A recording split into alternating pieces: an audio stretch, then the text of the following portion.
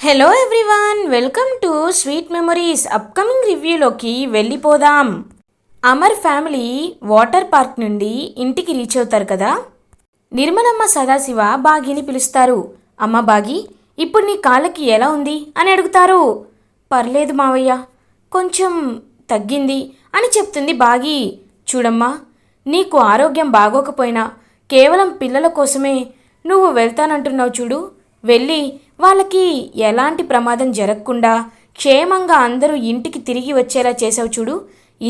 ఇదేనమ్మా నాకు మీలో నచ్చింది. అయినా నువ్వు మా ఇంటి కోడలిగా రావడం మా అదృష్టమమ్మా అని చెప్పి పాపం పొగుడుతూ ప్రైజ్ చేస్తూ ఉంటారు బాగిని, నిర్మలమ్మ అండ్ సదాశివ. ఇంకప్పుడే పాపం బాగి, అత్తయ్య, మావయ్య, మీరు నన్ను ఎంత పొగిడినా నేను ఇది మాత్రం ఒక బాధ్యతగా తీసుకుంటున్నాను. పిల్లలకి ఏమీ అవ్వదు కానివ్వను. నేనున్నంత వరకు పిల్లలు నా వాళ్ళు, నేను వాళ్ళని కంటికి రెప్పలా చూసుకుంటాను. అది నా బాధ్యత అని చెప్పి పాపం బాగి అక్కడి నుండి వెళ్ళిపోతుంది. అదంతా అక్కడే ఉన్న మనోహరి అండ్ వినోద్ వింటూ ఉంటారు. వినోద్కి మనసులో, ఇదేంటి మనోహరి గారేమో అలా చెప్తున్నారు, కానీ ఇంట్లో వాళ్ళందరూ బాగి గురించి ఇలా చెప్తున్నారు. నిజంగా ఆవిడ మంచిదా చెడ్డదా? చూస్తుంటే మంచిదిలానే అనిపిస్తోందే అని అనుకుంటూ అక్కడి నుండి వెళ్ళిపోతాడు వినోద్. ఇది ఇలా ఉండగా అరుంధతి హ్యాపీగా ఇంకా ఆలోచిస్తూ ఉంటే చిత్రగుప్త అరుంధతి దగ్గరికి వస్తారు.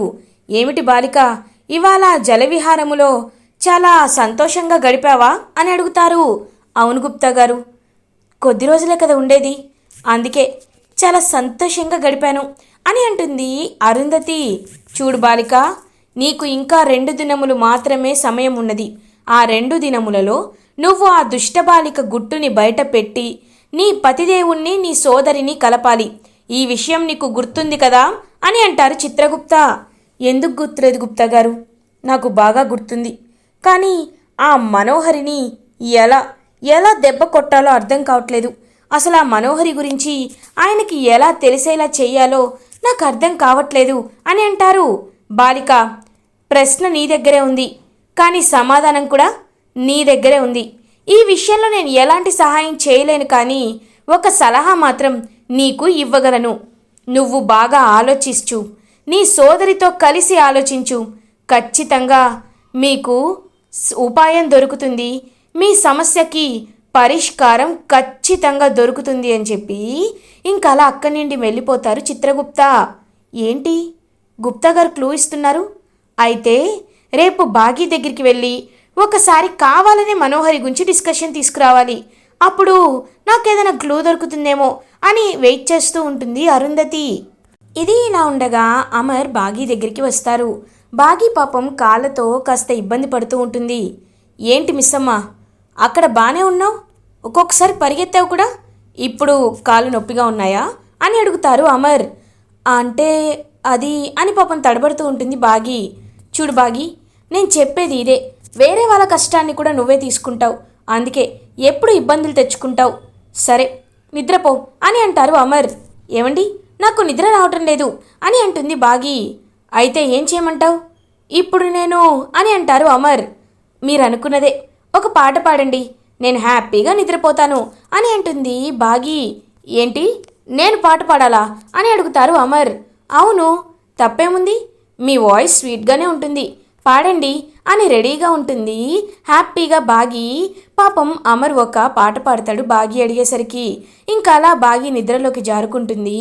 అమర్ బాగి వైపు ప్రేమగా చూస్తూ, బాగి, నీలో ఈ చిన్నపిల్ల మనస్తత్వం, నీ అల్లరితనం అంటే నాకు ఎంతో ఇష్టం, కానీ ఈ విషయాన్ని నేను ఎప్పుడూ నీతో బయటికి చెప్పలేదు. కారణం, నేను అరుంధతిని నా ప్రాణానికి ప్రాణంగా ప్రేమించాను. తనని దేవుడు నాకు దూరం చేశాడు. ఇప్పుడు నిన్ను కూడా ఆరులాగే ప్రాణానికి ప్రాణంగా ప్రేమిస్తున్నాను. కానీ ఈ విషయం నీకు చెప్తే మళ్ళీ ఎక్కడ నువ్వు నాకు దూరం అయిపోతావోనని, ఏ విధంగా దేవుడు మళ్ళీ నాపై పగ సాధిస్తాడోనని భయంగా ఉంది. అందుకే నీ దగ్గర నా ప్రేమను దాచిపెడుతున్నాను. నీ విషయాన్ని నువ్వు అర్థం చేసుకోలేక ఒక్కొక్కసారి నేను ఎంత ప్రేమ చూపించినా ఎందుకు ఈయన ఎప్పుడూ కోపంగా ఉంటారు, సీరియస్గా ఉంటారు అని అనుకోవచ్చు. సమాజం దృష్టిలో నేను అలాగే కనిపించవచ్చు, కానీ నాకు మాత్రమే తెలుసు నేను నిన్ను ఎంతలా ప్రేమిస్తున్నానని ఈ విషయాన్ని బయటపెట్టడానికి కాస్త సమయం పడుతుంది. అప్పటి వరకు నువ్వు వెయిట్ చేస్తావని కూడా నాకు తెలుసు బాగి అని పాపం నిద్రపోతున్న బాగి వైపు చూస్తూ చెయ్యి తలపై వేసి నిమురుతూ పాపం చెప్తూ ఉంటాడు అమర్. ఇదంతా విని బాగి ఒక్కసారిగా చాలా హ్యాపీగా ఫీల్ అవుతుంది. కానీ నిద్రపోతున్నట్లే నటిస్తూ ఆయన నాపై ఎంతో ప్రేమ చూపిస్తున్నారు, కానీ ఈ విషయాన్ని చెప్పుకోవట్లేదు, కారణం ఇదా అని చెప్పి పాపం చాలా ఎమోషనల్ అవుతూ బాగి అమర్ తన్ని ఎంతలా ప్రేమిస్తున్నారో అర్థం చేసుకుంటుంది. ఇది ఇలా ఉండగా మార్నింగ్ అవుతుంది. బాగి మొక్కలకి వాటర్ ఇస్తూ ఉంటే అరుంధతి బాగి దగ్గరికి వస్తుంది. మిస్ అమ్మ, నీతో ఒక విషయం మాట్లాడాలి అని అంటారు. చెప్పండక్క అని అంటుంది అరుంధతి. ఏం లేదు మిస్ అమ్మ, ఇప్పుడు నువ్వు ఆ సార్ దూరంగా ఉండడానికి ఒక్క కారణం మనోహరి కదా అని అంటారు. ఒకటేంటక్క, అన్నీ ఆ మనోహరినే. ఆ మనోహరి గురించి నీకు కొంచెమే తెలుసు, నాకు మొత్తం తెలుసు అని అంటుంది బాగి. తెలిసినా మనం వెయిట్ చేసేది సాక్ష్యాల కోసం కదా. ఇప్పుడు మనోహరికి బాగా తిక్క కుదిర్చేవాళ్ళు ఎవరైనా ఉన్నారా? ఎందుకంటే మనం ఏదైనా ఆలోచిస్తేనే కదా ఎక్కడ వేసిన గొంగలి అక్కడ ఉండకుండా కథ కాస్త ముందుకు జరిగేది. అందుకే అడుగుతున్నాను, ఆ మనోహరి గురించి మనం ఎలా అయినా సార్ ముందు నిజం బయట పెట్టాలి. నాకు అసలే టైం లేదు అని అంటుంది అరుంధతి. టైం లేదా? ఏమంటున్నావక్క? టైం లేకపోవడం ఏంటి అని అంటుంది బాగి. అంటే ఒక 2 డేస్లో నేను ఒక చోటుకు వెళ్ళాలి, అందుకే అని అంటుంది బాగితో అరుంధతి. ఓ అవునా, అయితే వెళ్ళొచ్చాక చేసుకుందాం లేక అని అంటారు. బాగి, నీకు అర్థం కావట్లేదా? నేను తిరిగి వస్తానో నాన్న ఎవడికి తెలుసు?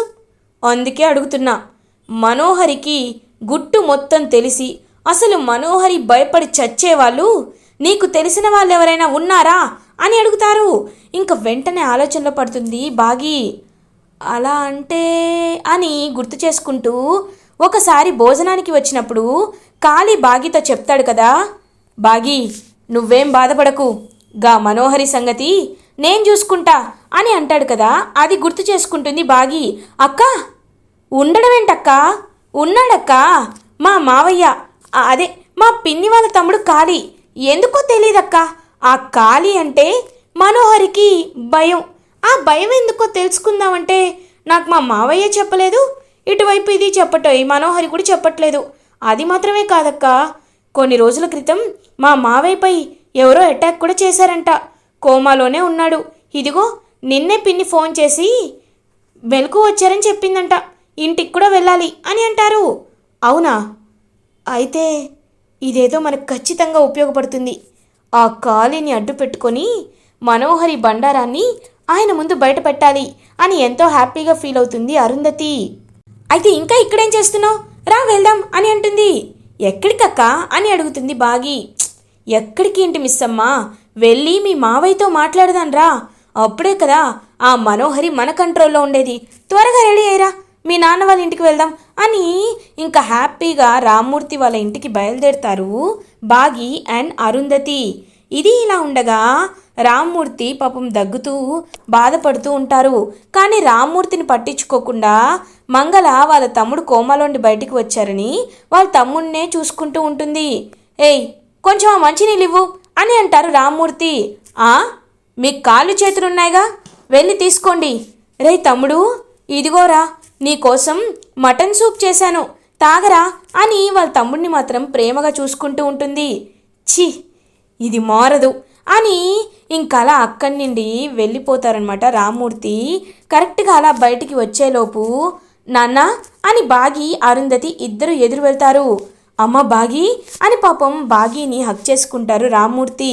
అదంతా చూస్తూ అరుంధతి హ్యాపీగా ఫీల్ అవుతుంది. నేను నాన్నని చిన్నప్పటి నుండి చూడలేకపోయాను, తనతో కలిసి ఏ జ్ఞాపకాలు పంచుకోలేకపోయాను. కానీ నా చెల్లెలు బాగి హ్యాపీగా పంచుకుంటుంది, నిజంగా చాలా సంతోషంగా ఉంది అని పాపం చాలా హ్యాపీగా ఫీల్ అవుతారనమాట అరుంధతి. ఇంక వెంటనే అమ్మా నువ్వు అని అడుగుతారు రామ్మూర్తి. నాన్న అని అంటుంది అరుంధతి. అక్క, మీరేంటి మా నాన్నని నాన్న అంటున్నారు అని అడుగుతారు బాగి. అంటే మా నాన్న కూడా చూడ్డానికి ఇలాగే ఉంటారు బాగి. నేను ఎప్పుడూ ఇన్ని చూడలేదు కదా, ఎందుకో మా నాన్న గుర్తొచ్చారు అని పాపం ఎమోషనల్గా ఫీల్ అవుతుంది అరుంధతి.